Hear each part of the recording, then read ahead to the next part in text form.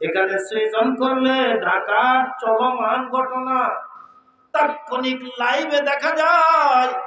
ওই তো গোরস্থানটা বাড়ির পাশে, মাত্র কয়েক ফিট মাটির তলায় কতদিন হলো বাবারে কবর দিয়ে এলেন, কতদিন হলো মায়ের কবর দিয়ে এলেন, কতদিন মা বাবার কবরের কিনারায় দাঁড়াইয়া দাঁড়াইয়া আব্বা আব্বা করে ডাক দিলেন।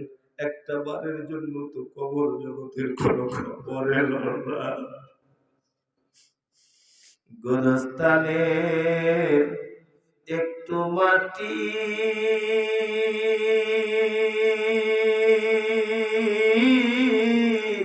বাইনা করে রাখ রে, এখনই তোর আসতে পারে চলে যাওয়ার ডাক। কথা বলেন, কথা বলেন, আর একটু ধীরে বলেন, ঠিক না বেঠি? তাহলে ওই কবরে আপনারা আমারে যাওয়া লাগবে। আল্লাহ বলেন ইয়াউমা লা ইয়ানফাউ মালুন ওয়ালা বানুন। ওই কবর জগতে তোমার মাল, তোমার সম্পদ, তোমার ছেলে, তোমার মেয়ে, তোমার বিবি, তোমার ভাই, তোমার আপনজন যাদের সঙ্গে ছিল তোমার রক্তের বন্ধন, তুমি মইরা যাও, দেখবা ওরা শুধু করবে ক্রন্দন। আপনাকে আমাকে একা একাই কবরে যাওয়া লাগবে।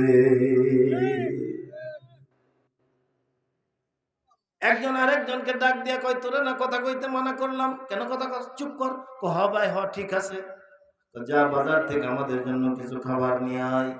ও বাজারে যায় আর মনে মনে চিন্তা করে, আরে 4টা স্বর্ণের টুকরা পাইছি, 4টা স্বর্ণের টুকরা, আমি যদি এখানে একটু বুদ্ধি খাটাইতে পারি, তার মানে খাবারের মধ্যে যদি বিষ মিশাই নিয়ে যেতে পারি, তাহলে ওরা খেয়ে একদম ফিনিশ হয়ে যাবে, 4টা স্বর্ণের টুকরা আমার একারই হবে।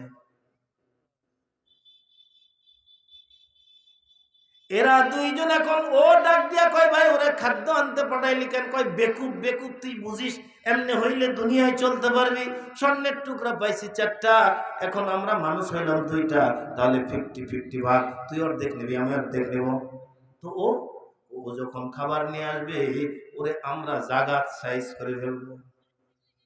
কোথায় সাইজ? জাগায় সাইজ। দুনিয়াটা তো এটাই। দুনিয়ার লোভ যাদের কলিজার ভিতরে ঢুকছে, ওরা মা চেনে না, বাপ চেনে না, ভাই চেনে না, আপনজন চেনে না, প্রতিবেশী চেনে না, আখিরাত চেনে না, কিচ্ছু চেনে না, শুধু দুনিয়া দুনিয়া করে পাগল হয়ে যায়। কথা বলে, কথা বলে।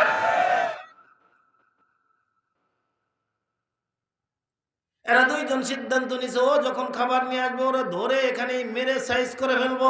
স্বর্ণের টুকরা তোর 2টা, আমার 2টা। আর ও মনে মনে চিন্তা করতেছে, খাবারের মধ্যে বিষ দিয়ে নিয়ে যাব, কাজে ওরা দুইজন মরবে, আমি একাই 4 স্বর্ণের টুকরা নিয়ে সরব। খাবার নিয়ে আসছে, যথা পদ্ধতিতে সিদ্ধান্ত অনুযায়ী আক্রমণ করছে। ওরে মাইরা ক্লান্ত হয়ে গেছে, এবার ডাক দিয়ে কয়, একটু বিশ্রামের দরকার, ক্ষুধাও লেগে গেছে, খাবার দরকার, খাই।